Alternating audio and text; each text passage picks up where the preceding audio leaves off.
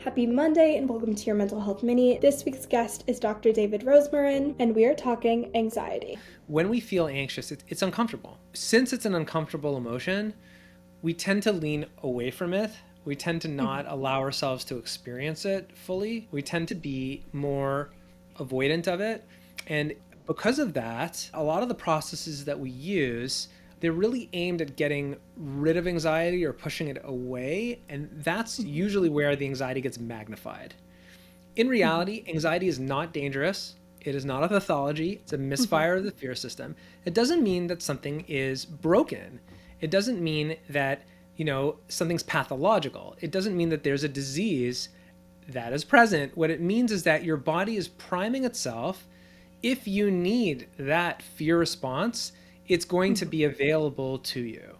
In our culture, if you have anxiety and you go to a physician's office, they will say you have a disease, there's something wrong with you, and we need to take care of this. Even any anxiety, any level of anxiety, any level of worry, and you go to a physician's office, you will come out with a prescription for a benzodiazepine. And I think the first step is just resetting our perspective that all human beings have anxiety. This is the same as a fear response, which is actually healthy and adaptive. It's simply a misfire of it. There's nothing wrong with you if you are experiencing anxiety, and it doesn't mean that you can't handle the symptoms and that something is dangerous, that this shouldn't be happening. No, it's like working out at a gym. It's like breaking a sweat. I wish that was taught in grade school.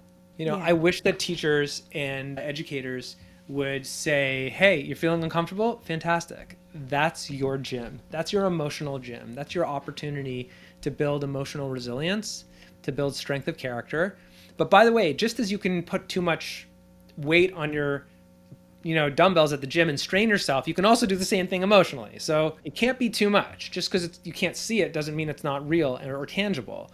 So it has to be titrated to where you're at next. It should be moderately uncomfortable, but not super uncomfortable, because you could cause, I don't know, I want to say cause damage, but we want to avoid those situations where you're stretching too far. So I wouldn't say fundamentally anxiety is any different than fear, but I think it can get disordered when we become super sensitive to it, and then we are afraid of it and we run away from it through all these different coping mechanisms, avoidance, behavioral avoidance, not going in situations that make you feel anxious, running away from anxiety, trying to smother it, trying to squelch it, trying to put it away, trying to run away from it. All of these approaches, whether they're cognitive, whether they're behavioral, whether they're emotional, people have different ways of avoiding anxiety. We're very creative in avoiding this emotion. Some, like, they call it liquor courage before a party, right? Like, you down a beer or two and like all of a sudden I'm not socially anxious anymore. So that's called avoidance. And that's why social anxiety is a very high risk factor, especially among college students, for alcohol and other drug use disorders, interestingly. Some people just go into their own mind's eye. They'll become shy. They'll walk away. They won't go into the situations. But at the end of the day, all of these approaches are aimed at essentially one thing, which is, I don't want to feel bad. If we spend our lives trying to get rid of this emotion, I have seen patients become very inward focused, very self-centered. I can see people becoming more angry because when other people make them feel uncomfortable, they don't want to show any vulnerability.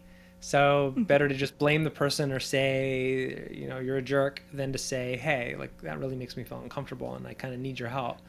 So I think if we respond to anxiety in the way that many people do, which is by becoming more insular, try to avoid it, trying to judge ourselves, catastrophizing, I think we end up spinning our wheels, becoming more disconnected, and we're seeing that happen more and more. We're seeing violence increase in our society when other people disagree. There's no civil disagreement anymore, right? Yeah. You made me feel uncomfortable, and therefore we don't have any relationship at all, like the cancel culture piece. Conversely, though, when we learn to embrace our anxiety, I think it is a key to unlocking human potential almost like no other.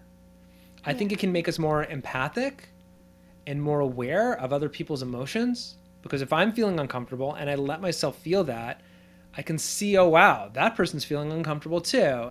It can build our emotional capacity and our resilience and potentially our connection with others, and to be able to grow in ways that are very healthy for humans. If you enjoyed this mental health mini, you can listen to the full episode. It is episode 182 featuring Dr. Rosmarin. A link to the full episode is in the show notes. As always, make sure to leave a review, subscribe, share with a friend or family member, and follow it at She Persisted podcast. Thanks for listening.